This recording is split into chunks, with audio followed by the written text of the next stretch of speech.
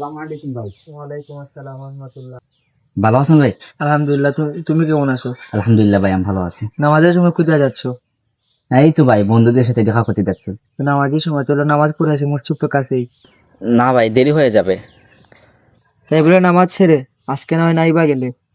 আসলে ভাই, ওদের সাথে তো অনেকদিন ধরে দেখা হয় না। আজকে যদি না যাই তাহলে তারা অনেক কষ্ট পাবে। এরকম যদি করতে থাকি তাহলে তো বন্ধুত্বের সম্পর্কটা নষ্ট হয়ে যাবে, তাই না? আচ্ছা ভাই, তাহলে আমি যাই।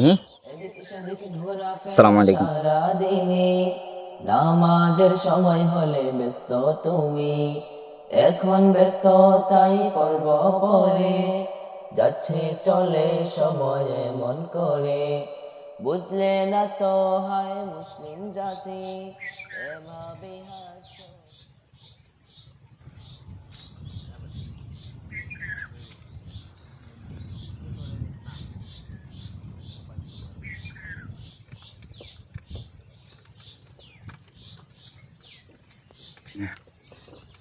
কে রে, কেমন আছিস তোরা? আর ভালো থাক। কই থাকিস সারাদিন, দেখা যায় না। আর বলিস না, আব্বু নতুন দোকান দিয়েছেন, তা নিয়ে একটু ঝামেলায় আছে। কি রে, তুই তো কোনো কথাই বলতেছিস না। আর তোর মন খারাপ কেন? কোনো সমস্যা? না, এমনি ভালো লাগছে। আরে বল, বন্ধুকে না বললে কাকে বলবি? বল, কি হয়েছে বল। কয়েকদিন যাবৎ বাবা অসুস্থ, ঠিক মতো কাজে যেতে পারেন না। আর আমার সামনে পরীক্ষা। স্যার বলেছেন বকেয়া বেতন আর পরীক্ষার ফি কালকের ভিতর পরিশোধ করতে না পারি তাহলে পরীক্ষায় ঢুকতে দেবে। হায় রে, এই জন্য তোর মন খারাপ? আচ্ছা, পরীক্ষার ফি আর বকেয়া বেতন কত টাকা?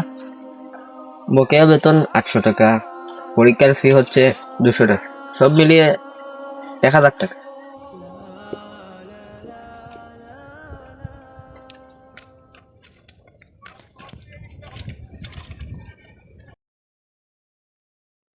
এই নে, এখানে 1000 টাকা আছে। আরে তুই টাকা দিচ্ছিস কেন? আরে সমস্যা নেই, নে। আমি যদি কখনো বিপদে পড়ি তখন তুই আমাকে সাহায্য করিস। এবার তো হাসি দে।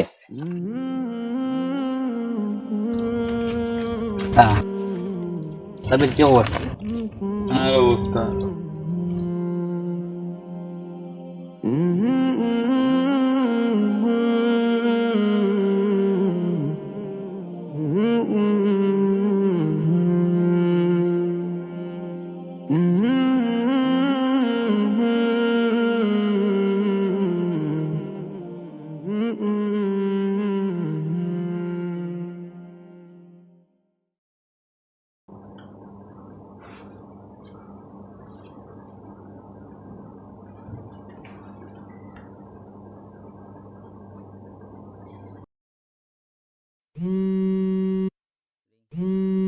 তখন আবার কে?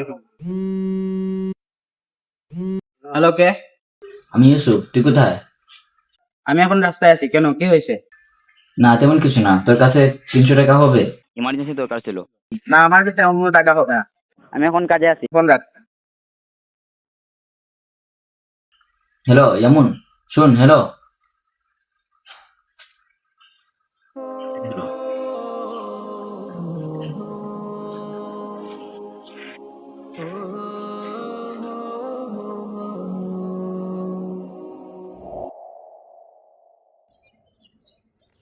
ইমরান, আজকে সন্ধ্যা একবার জিন্দাবাজার যাব, তুই যাবি? কেন জিন্দাবাজারে আবার কেন? না, কাচ্চি ডাইনে যাবো, কাচ্চি ডাইনে গিয়ে কাচ্চি খেয়ে আসবো। তুই যাবি নাকি সেটা বল। না রে ভাই, আমার এত টাকার দোকানে যে কাচ্চি রেনে গিয়ে কাচ্চি হবে। আরে ভাই, তুই টাকার জন্য চিন্তা করছিস কেন? টাকার জন্য আমি আছি না, আমি তোকে খাওয়াবো। তুই যাবি নাকি সেটা বল। তাহলে যাওয়া যায়। ঠিক আছে, তাহলে আজকে সন্ধ্যায় রেডি থাকিস। আচ্ছা ঠিক আছে। আচ্ছা চল, এখন কিছু নাস্তা করে আসি। এখন আবার কিসের নাস্তা? আরে বেশি না, হালকা নাস্তা করবো, চল।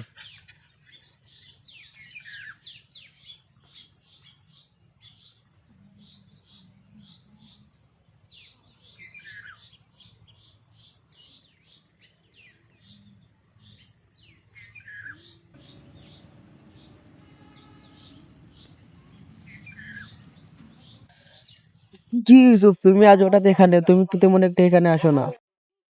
না ভাই, এমনি ভালো লাগতেছিল না। তাই আসলাম। কি কোনো সমস্যা?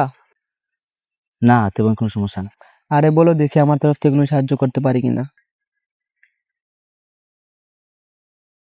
আজকে আমার কিছু টাকার প্রয়োজন ছিল।